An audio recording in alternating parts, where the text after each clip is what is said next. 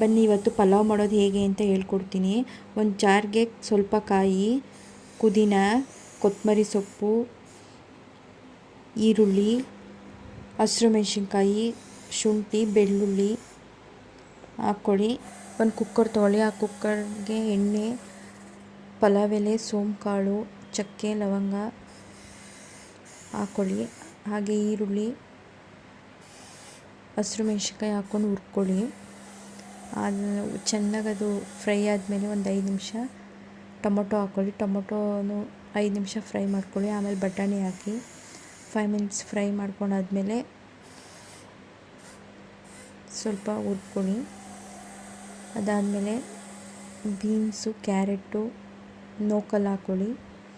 ಅದನ್ನು ಒಂದು 5 ಮಿನಿಟ್ಸ್ ಚೆನ್ನಾಗಿ ಹುರ್ಕೊಳ್ಳಿ.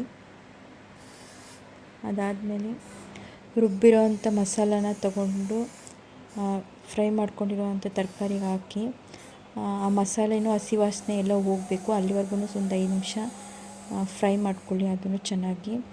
ಅದ್ರ ಜೊತೆಗೆ ಸ್ವಲ್ಪ ಗರಂ ಮಸಾಲ, ಧನಿಯಾ ಪುಡಿ ಹಾಕ್ಕೊಳ್ಳಿ. ಟೇಸ್ಟ್ ಬರುತ್ತೆ, ಚೆನ್ನಾಗಿರುತ್ತೆ.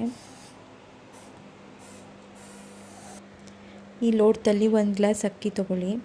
ಅಕ್ಕಿನ ಚೆನ್ನಾಗಿ ತೊಳ್ಕೊಂಡು ಎತ್ತಿಟ್ಕೊಳ್ಳಿ. ಆ ಅಕ್ಕಿಗೆ ಅದೇ ಲೋಟದಲ್ಲಿ 2 ಗ್ಲಾಸ್ ನೀರು ಹಾಕ್ಕೊಳ್ಳಿ.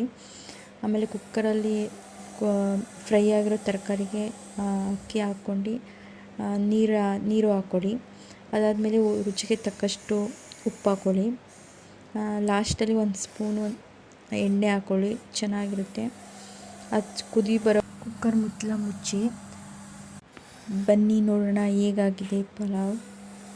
ವಾವ್, ತುಂಬಾ ಚೆನ್ನಾಗಿದೆ, ನೋಡೋಕ್ಕೆ ಚೆನ್ನಾಗಿದೆ. ವಾವ್, ಸೂಪರಾಗಿ ಆಗಿದೆ ನೋಡಿ.